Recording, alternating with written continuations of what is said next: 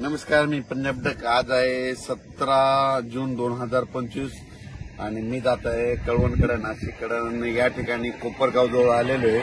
तर पाहू शकता मकाचं पीक उगून आलेलं आहे आणि काही काही ठिकाणी इतका पाऊस झाला की त्या ठिकाणी म्हणजे वापसा देखील नाही. तर अशी परिस्थिती झालेली आहे आणि काही भागामध्ये पाऊस कमी पडलेला आहे. तर राज्यातल्या सर्व शेतकऱ्यांना सांगितलं होतं की राज्यामध्ये आता मध्ये 20 तारखेच्या नंतर पावसाचा जोर ओसरणार आहे, म्हणून हा अंदाज लक्षात घ्यायचा. म्हणजे राज्यातला पावसाचा जोर ओसरायला आता सुरुवात होणार आहे.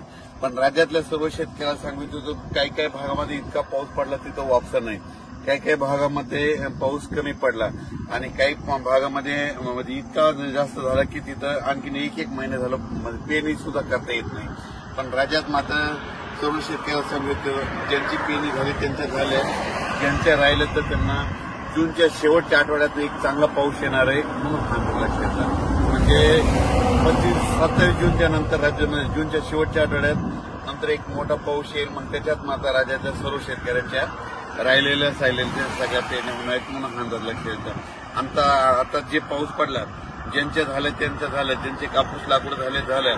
पण आता 2 दिवसाच्या नंतर म्हणजे आणखी 20 तारखेनंतर पावसाचा राज्यातला जोर ओसरणार आहे. म्हणजे पाऊस कमी पडणार आहे.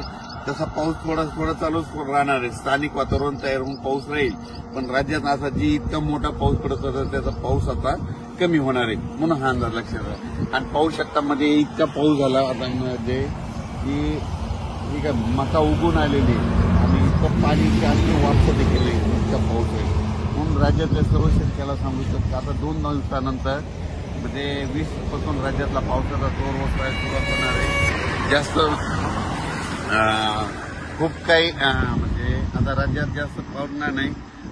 सरी मात्र येत राहतील. म्हणजे आणखीन 2-4 दिवस मध्ये एकदम बंद होणार नाही, पण सरी चालत राहील. भाग बदलत पडणार आहे. आता म्हणजे सर्वदूर पडणार नाही, भाग बदलत तरच पाऊस राहणार आहे, म्हणून हा अंदाज लक्षात घ्यायचा. राज्यातल्या सर्व शेतकऱ्यांना सांगू इच्छितो याच्यानंतर मग पाऊस असा चांगला मोठा कधी येईल. राज्यात सर्वदूरचा पाऊस आता जूनच्या शेवटच्या आठवड्यात म्हणजे 27 जूनच्या 2 जुलैच्या दरम्यान म्हणजे जूनचा शेवटचा आठवडा आणि जुलैचा पहिला आठवडा म्हणजे त्याच्यात मग मोठा पाऊस येणार आहे. आणि मग त्याच्यामध्ये संपूर्ण राज्यातील राहिलेल्याची सगळ्याची पेरणी होऊन जाईल, म्हणून हा अंदाज लक्षात येतात. ज्यांच्या जमिनीत ओल असेल तर तुम्ही तुमचं निर्णय स्वतः घ्या. ओल नसेल तर पेरणी करू नका. ज्यांच्या राहिले ते तुम्ही काय करा, नंतर जे शेवटचा पाऊस येईल त्याच्यामध्ये तुम्ही करू शकता. धन्यवाद.